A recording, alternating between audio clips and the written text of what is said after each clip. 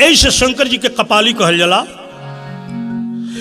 लेकिन जब शंकर जी काशी छोड़ के आयावे के चाही, वही समय में ब्रह्मा जी के मुड़ी फिर जाकर उनका के पकड़ ले।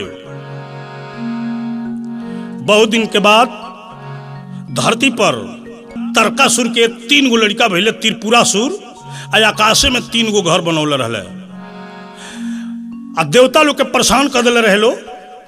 देवता लोग गए ब्रह्मा जी से पूछल जे त्रिपुरासुर कैसे मरिहे सन। तब ब्रह्मा जी बतलौनी कि बिना शंकर जी के त्रिपुरासुर ना मरिहे सन।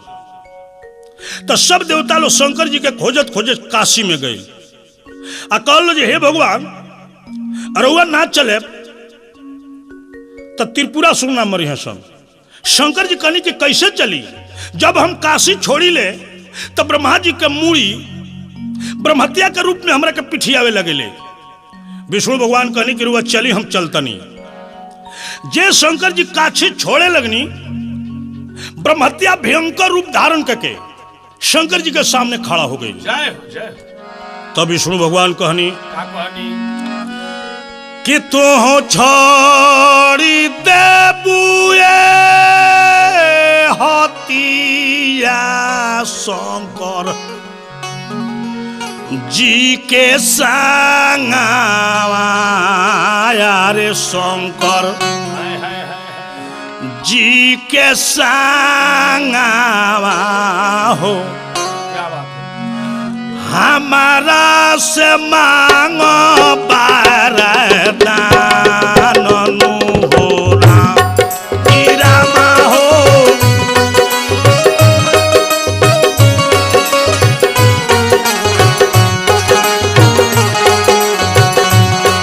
कि रामा हो, हमारा से मांगो वरदान हो राम।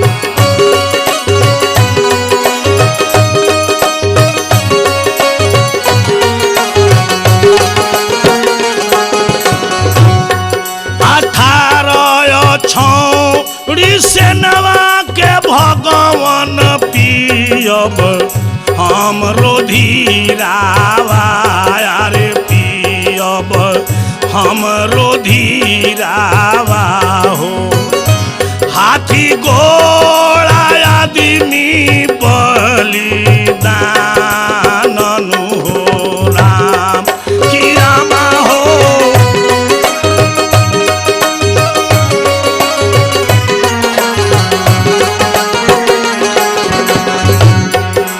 रामा हो, हाथी घोड़ा आदमी बलिदान हो राम।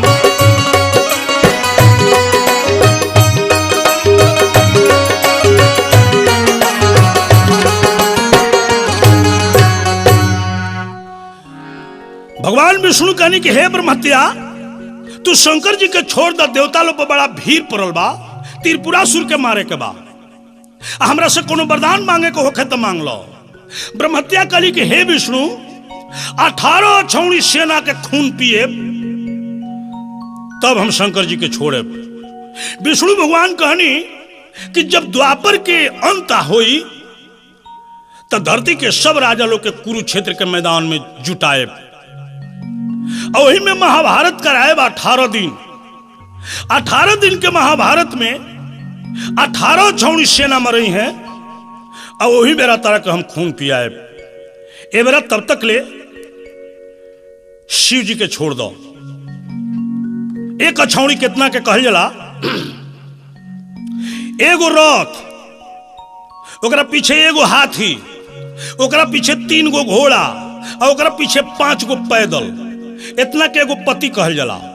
ऐसन ऐसन 3 गो पति के एगो गुल्म कहल जला, 3 गो गुल्म के एगो गौड़ कहल जला, 3 गो गौड़ के एगो चम्बू कहल जला, 3 गो चम्बू के एगो बाहिनी कहल जला, 3 गो बाहिनी के एगो सेनामुख कहल जला, आ 3 गो सेनामुख के एगो अनिकनी कहल जला, आ 10 गो अनिकनी के एगो अछौड़ी कहल जला।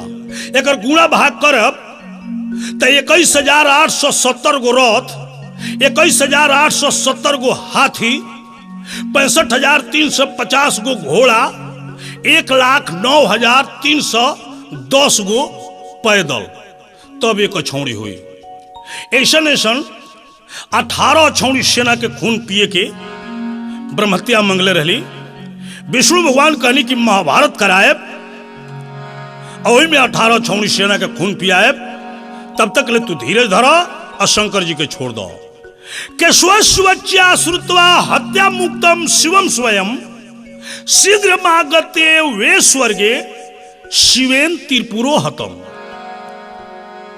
भगवान विष्णु के बात सुन के ब्रह्महत्या शंकर जी के छोड़ दिली। भगवान शिव त्रिपुरासुर के वध कैनी। अब वध करके कैलाश पर आईनी। कैलाश पर उस समय में शंकर जी से पार्वती जी से दुर्गा जो रही तो पार्वती रूप हो गई रही, विवाह हो गई रहे। पार्वती जी के संगे कैलाश पर्वत पर बैठा रहनी शंकर जी। पूरा कैलाश शिखरो पार्वती परमेश्वरो सिंहासनो चोप विष्टो रेमतु अस्म जथा सुखमम। क्या बात है। शंकर जी या पार्वती जी कैलाश पर आसन लगा के सुखपूर्वक बैठा रहे लो। वही समय में उसी समय में कामधेनु 5 बैलों के संग में आई। देख के ऐसन हाल पार्वती मधुरी वचन सुनाई। आगे आगे कामधेनु गाय भागल जात रही और उनका पीछे 5 गो बैल निशान रहे।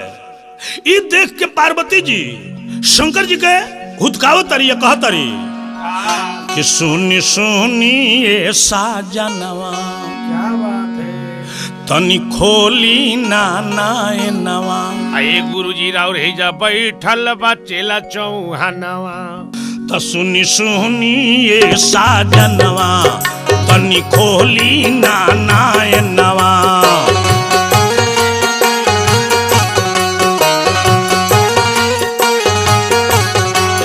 सुनी सुनी ये साजनवा तनी खोली नाना ए नवा।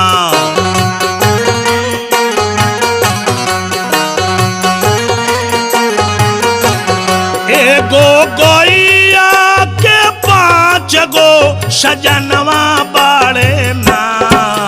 सुनी सुनी ये साजनवा तनी खोली नाना ए नवा।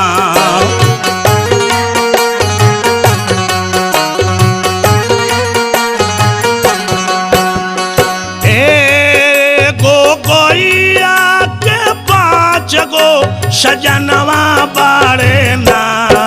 सुनी सुनी ये साजनवा तनी खोली नाना ए नवा।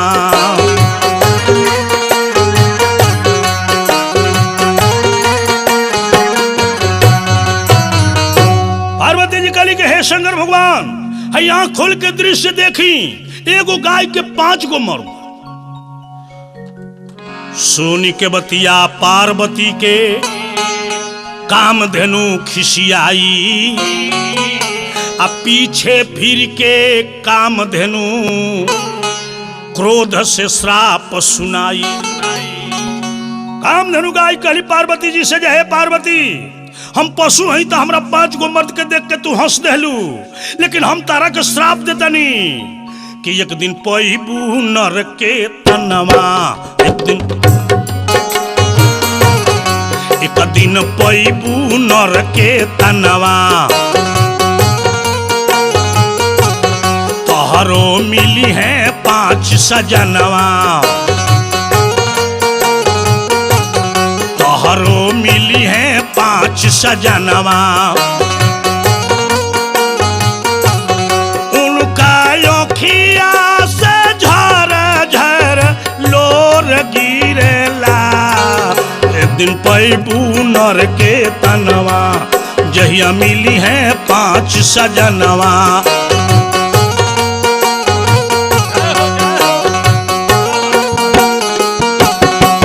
उनका आँखिया से झर झर लो गिरला जहिया पैबू नर के तनवा तोहरो मिली है 5 सजनवा।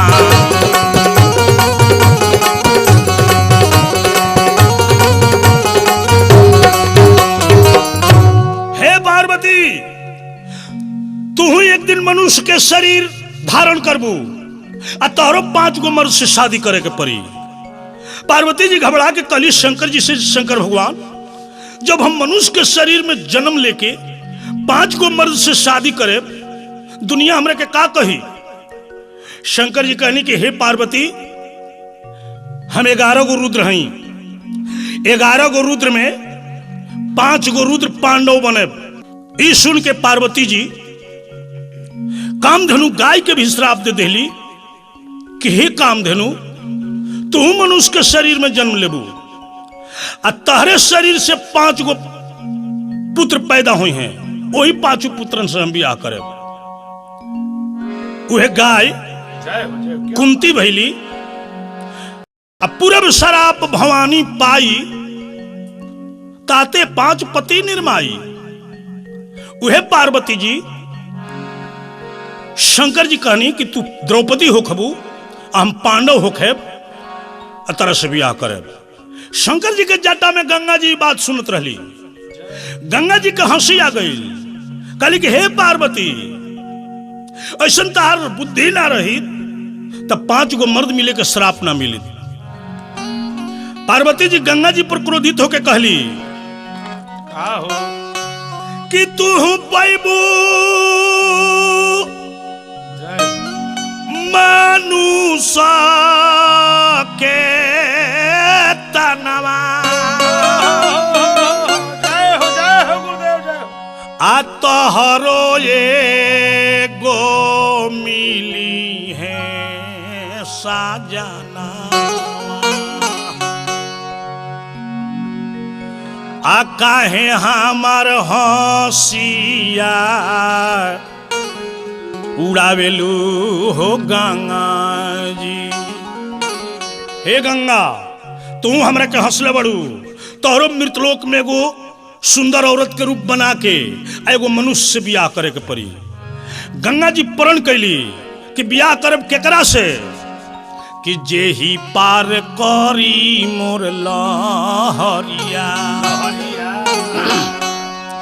अरे जेही पार करी मोर लहरिया ओ है होई है हमार, जेही पार करी है लहरिया।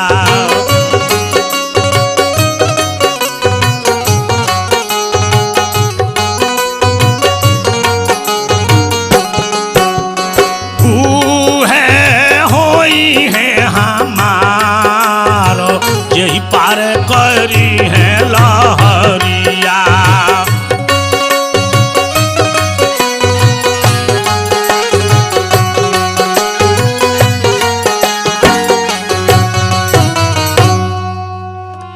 जो मेरी धारा को 100 बार पार करेगा सत्य कहती हूं वही मुझसे शादी करेगा। गंगा जी कहली कि बियाह करब केकरा से जे हमरा धारा के 100 बारे पार से वो पार कर जाई ओकरा से। तो केहू ना करेला हो पार, काहे कि बड़ा जोर से बहुत रहे धार, बाकी पार करे लागल एगो असियार हो गोसैया। देवता मनुष्य राक्षस गंधर्व किन्नर यक्ष पीतर प्रेत 100 बेर तो 100 बेर हो गंगा जी के धारा के 2-4 बेर पार ना करे पावलो। वही रास्ता से एगो सियार जात रहे, सुनले रहे गंगा जी कहले बड़ी कि जे धारा के 100 बेर पार कर जाई ओकरे से बियाह करे। उस सियार धारा में कूद गई, लागल पौड़े। 99 बेर पोड़ गई, एक बेर बाकी रहे। गंगा जी घबरा गई कि बुझाता जे सियारे से बियाह करे के पड़ी। जय हो। लेकिन ऐसा एगो धारा मरली कि सियार पानी में डूब गई, डूब के मर गई, मर के फूल गई, अब फूल के ओकर लाश उतरा गई। एक खाली पुरुआ बहल तो हवा के झकोरा से दहत दहत पश्चिम जाके लाग गई। एक खाली पछुआ बहल तो हवा के झकोरा से दहत दहत पूर्व जाके लाग गई। एक बार के मतलब होला जहां से चलल बानी तहां से जाके फिर अपना लगे लौट गई नी, तो एक बार होला। एक बार माने धरती अपनी धुरी पर एक बार चक्कर लगा देती है तो एक बार होता है। ओकरे के बुधवार बृहस्पति बार माने धरती एक बार चक्कर लगा दे, जहां से चलल बड़ी तहां पहुंच जा, तब के एक बार कहल जाला। ऐसे सियार ए पार से वो पार जाके हवा के झकोरा से आ फिर वो पार से ए पार चली आई तो सही बेर पूछ गई। शंकर जी देखत रहनी, मन में विचार करनी कि सियार मर के पार कैलस आ चाहे जी के पार कैलस, लेकिन पार कैलस। शंकर जी जाके सियार में प्रवेश कर गई, सियार जिंदा हो गई। गंगा जी से जाके कहल जी अब तू हमरा से बियाह करो। गंगा जी कहली कि कोई से में होई रे सियारा आ तहारा संग सदिया रे से जतिया के हौआ ना, अरे से जतिया के हौआ ना, आ बाड़ा नीचा तो सियारा रे जा जतिया के हौआ ना।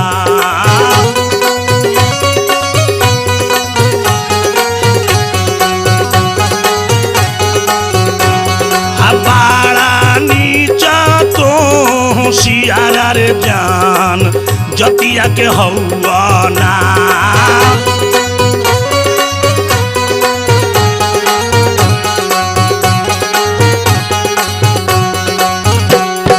जब तू धरबर सियारा मानुष के तनावा रे जान,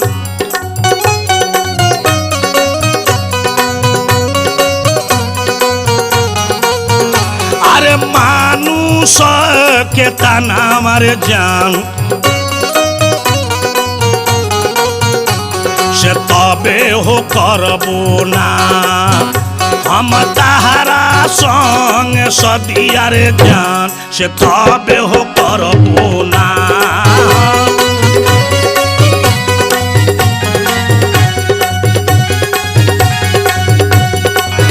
हम तहारा संग सदिया हो जान, से तबे हो करबो ना।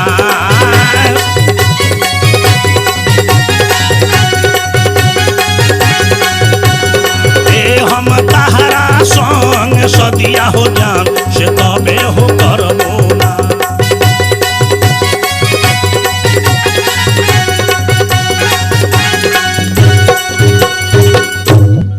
हे सियार, जब तू मनुष्य के शरीर धारण करबो तब हम तारा से शादी करब। सियार में से शंकर जी निकल गए नहीं, लेकिन उस सियार कौन रहले? इक्ष्वाकु वंश के राजा महाभीष 1000 अश्वमेघ यज्ञ के ए धरती पर से ब्रह्मलोक में पहुंचे रहले। एक दिन ब्रह्मलोक में सभा लाग रहे देवता लोग के, त लागल बाटे ब्रह्म का चहरिया रे बरिया, लागल बा ब्रह्म का चहरिया, चारू ओर से सभा लगल बा, बैठल देव असुररिया, अब वही सा भावा में अली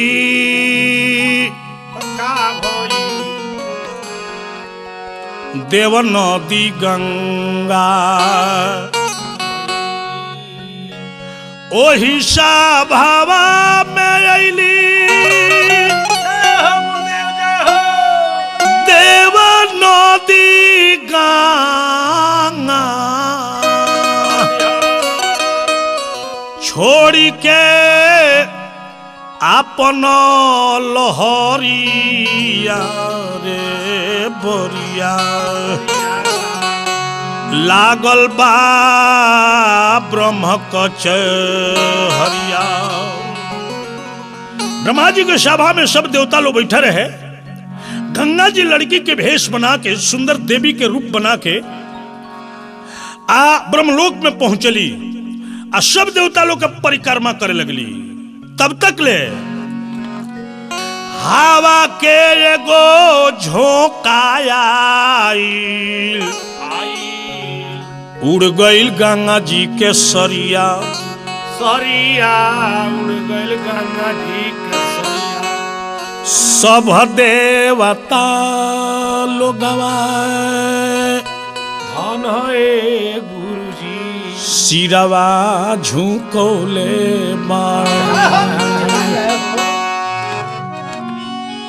सब देवता लोग जय हो गुरुदेव जी सिरवा झुकौले बालन महाभिष्णा फेरले नजरिया।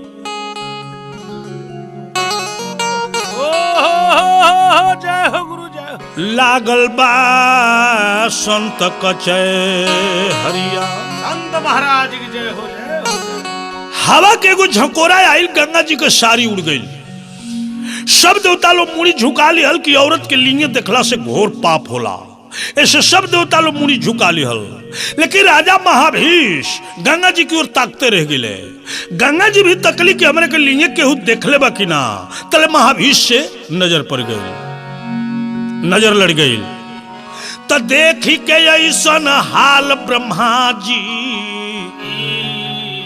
देहले श्राप वही घरिया रे घरिया देहले श्राप वही घरिया आए मृत्यु भुवन में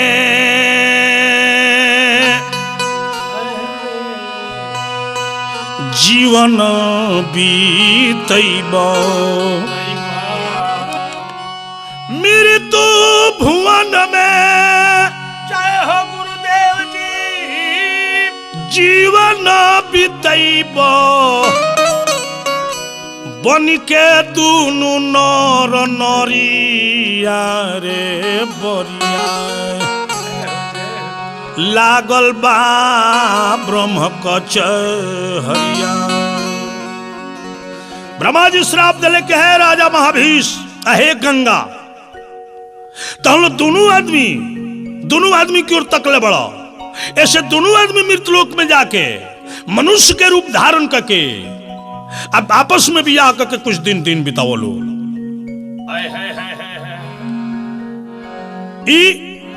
शराब ब्रह्मा जी की ओर से मिल रहे तले गंगा जी प्रण कर देली कि जे 100 बेर पार करी ओकरे से बियाह करे। वह राजा महाभीष सियार बन के 99 बेर एक बेर हवा के झकोरा से 100 बेर पार कैले और उनकरे में शंकर जी प्रवेश कैनी। वह सियार अब देखी जाके कहां जन्म लेता। अखिल जगत त्रष्टा भगवतो नारायणस्य नाभि सरोज समुद्भव ने ब्रह्मपुत्र अत्रि अत्र सोम। संसार के रचयिता भगवान विष्णु के नाभि से कमल, वो कमल में ब्रह्मा जी के लड़का अत्रि ऋषि के मेहरारू के नाम अनसुईया रहे। अनसुईया के जांचे खातिर ब्रह्मा विष्णु शिव तीनों जना गई रहलो, तीनों जना के उस सत्य से बालक बना ले रहली। तीनों जना वरदान दिहलो कि हे माता सत्य के बेटा बनोले बड़ू, तरह के यहाँ सांचो के बेटा बने सन। तब विष्णु भगवान जन्म ले अनुसुईया के गर्भ से, तब दत्तात्रेय नाम पड़ल। शंकर जी अनुसुईया के गर्भ से जन्म ले तब दुर्वासा ऋषि नाम पड़ल। ब्रह्मा जी अनुसुईया के गर्भ से जन्म ले वे चंद्रमा भइले। चंद्रमा में इतना न चमक रहे कि ऋषि लोग उठा के उनका के समुद्र में फेंक दिहल। जब कई हजार वर्ष तक ठंडइले आ समुद्र मथन भइल तो 14 गो रतन में से एगो रतन निकल। तारामंडल के राजा हो गए। दक्ष के 27 गो लड़की से चंद्रमा के बियाह भई रहे। बाकी 27 गो औरत होते हुए भी चंद्रमा के एक बेटा न रहे। जौन 27 नक्षत्र है सबसे जेठ रोहिणी, मृगशिरा, आदारा, पुनर्वसु, पूखा, अश्लेषा, माघा, उत्तरा फागुन, जितना नक्षत्र बाड़ी सब 27 गो चंद्रमा के मेहरारू होते हुए भी चंद्रमा के एक बेटा न रहे। तब चंद्रमा अपना गुरु आइन बृहस्पति के मेहरारू तारा से बलात्कार कैले, जरा से एगो बुध नाम के लड़का भइले। वो लड़का खातिर गुरु जी कह जे हमार लड़का हो, आ चंद्रमा कह जे हमार लड़का हो। देवासुर संग्राम हो गई। देवता लोग बृहस्पति की ओर से आ दानव लोग चंद्रमा की ओर से। तारका में देवासुर संग्राम होकर नाम पड़ल। तब ब्रह्मा जी अइले फरियावे खातिर, कहले जाए चंद्रमा मेहरारू ये बृहस्पति के तहार बेटा केंगा हो गई। चंद्रमा कहले कि हे भगवान हमार पलानी राउर पलानी एके लगे होखे, हम अपना पलानी पर कोहड़ा चढ़ौले हुई और कोहड़ा पसरत पसरत जाके एगो रौरो छानी पर फर जाओ तो राउर कहा कि हमार कहा। ब्रह्मा जी कहले कि ना जे रोपले बा ओकर कहा, तो हम रोपले बनी हमार बेटा हो। बृहस्पति से कहले कि बृहस्पति तहार मेहरारू साल भर रही है चंद्रमा की यहाँ, आ तहार बेटा केंगा हो गई। बृहस्पति कहले जय महाराज राउर खेत हमार खेत एक डणारे होखे, रउआ अपना में जौ छीटी हम अपना में गेहूं छीटी। रउआ छीटे के बेरा 2-4 गो जौआ हमरा खेत में छटक के जाम जाई तो रउआ काटेब कि हम काटेब। कहले कि ना जरा खेत में जामी उहे काटी, तो हमरा खेत में पैदा भइल बा हमार हो। ब्रह्मा जी कहले कि ठीक बा। तारा से पूछले कि ये तारा बृहस्पति के बेटा हा कि चंद्रमा के बेटा हा, सही से बताओ। तारा कहली के महाराज गाय हमार, दूध हमार, नदिया हमार, हम अवटनी आ टोला में से इतना जोरन ले के डाल देव तो दहिया जोरानवा वाला के होई कि हमार होई। ब्रह्मा जी कहले कि ना जेकर दूध हो ओकर दही हो, तो जोरानवे नु दूसरा के हो, दहिया दूधवा तो हमरे है, ऐसा हमार बेटा हो। फिर युद्ध तैयार हो गई, फैसला ना भइल। तब वो लड़का जो पैदा भई रहे वो बोलस कि रे माई पिता ले जाते पुत्र, पिता ही पुत्र के रूप में प्रकट होता है, तो माता को छोड़कर कोई नहीं बतला सकता है कि पुत्र किसका है। इसलिए तू जल्द बताओ कि मैं किसका पुत्र हूं, नहीं तो संसार में बुझौल रह जाएगा। कोई कहेगा कि बृहस्पति का पुत्र हूं और कोई कहेगा कि चंद्रमा का पुत्र हूं। अगर तू नहीं बताएगी तो हम श्राप दूंगा। श्राप के डर से तारा कह दिली कि चंद्रमा के बेटा हो। ब्रह्मा जी वो लड़का के उठा के चंद्रमा के दे देनी, कहनी कि हे चंद्रमा जन्मते ही लड़का अपना माई से बड़ा कठोर प्रश्न पूछले बा, एकर बुद्धि बड़ा गंभीर बा, ऐसे करना बुध रही।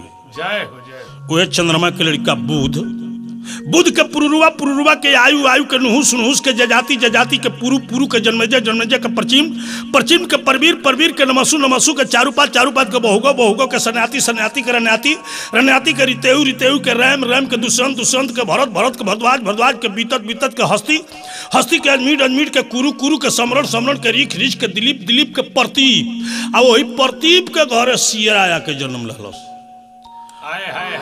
ओकर नाम पड़ल संतनु। एक दिन राजा संतनु शिकार खेले खातिर गंगा में जंगल में गईले। प्यास लागल तो गंगा जी के तीर पर अले। गंगा जी संतनु के देखली तो बुझ गईली, चिन्ह गईली कि यह सियरा हो।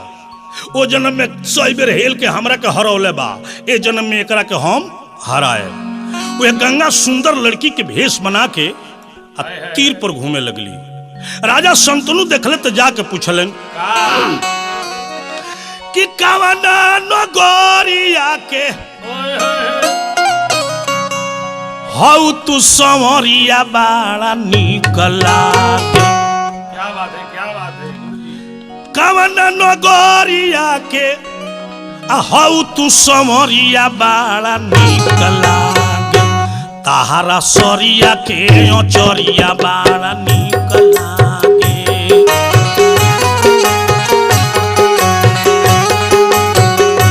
ताहारा सरिया के चरिया बाड़ा निकला गे ताहारा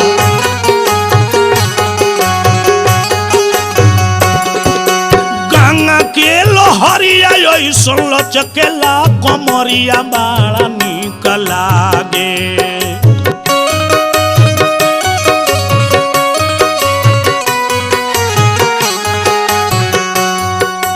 गंगा के लोहरिया ऐसन लचकेला कमरिया बाड़ा निकला गे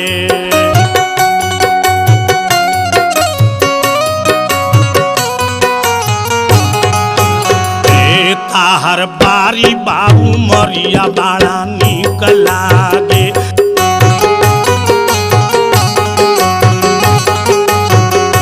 तोहर बारी बाबू मरिया बाड़ा निकला गे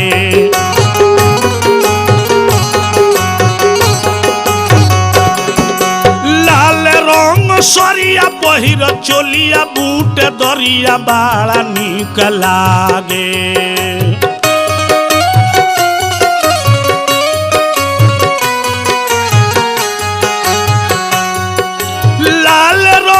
सरिया पहिर चोलिया बूट दरिया बाड़ा निकला गे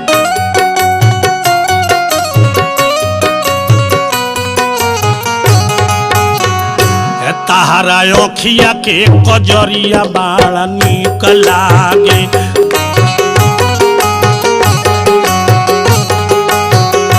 ताहरा अखिया के कजरिया बाड़ा निकला गे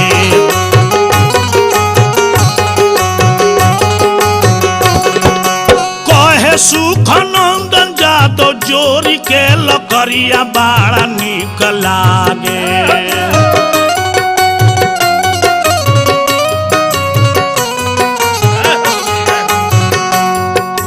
कहे सुख नंदन जादव जोरी के लकरिया बाड़ा निकला गे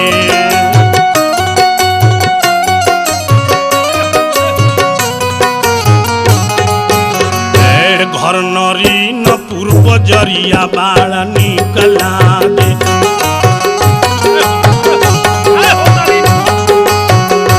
घर नरी न पूर्व जरिया बाड़ा निकला गे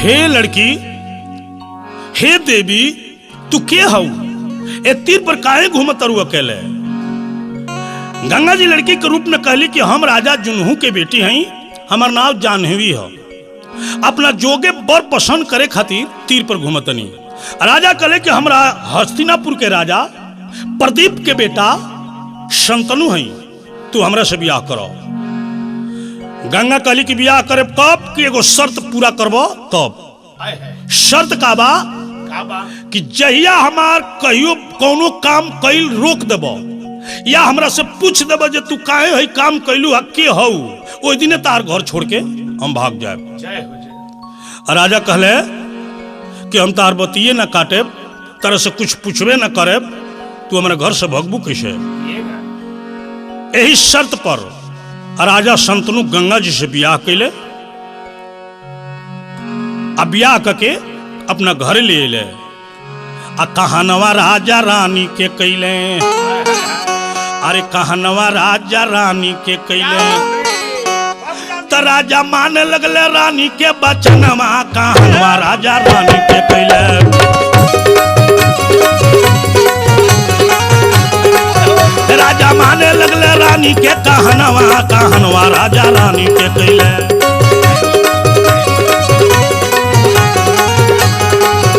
राजा माने लगले रानी के कहनवा राजा रानी के कैले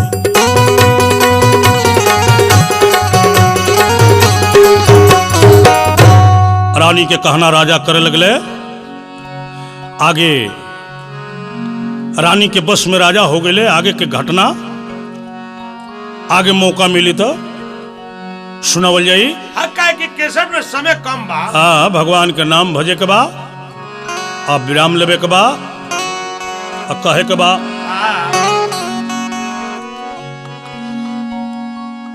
नरतन पाके का भइल माया में भुला के, और का नरतन पाके माया में भुला के,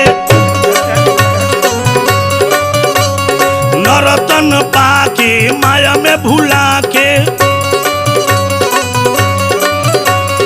काहे ना बोले लतू राम हो राम, राम हो राम, राम हो राम। तानी बोलू रे मुरु खावा श्री सीताराम। तानी बोलू रे मुरु खावा श्री सीताराम।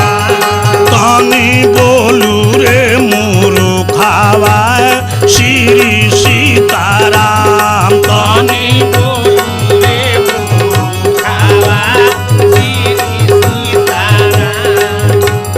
नरतन पाके माया में भुला के, नरतन पाके माया में भुला के, नरतन पाके माया में भुला के, नरतन पाके माया में भुला के, काहे ना बोले लतू राम हो राम, राम हो राम, राम हो राम। तानी बोलू रे मुरु खावा श्री सीता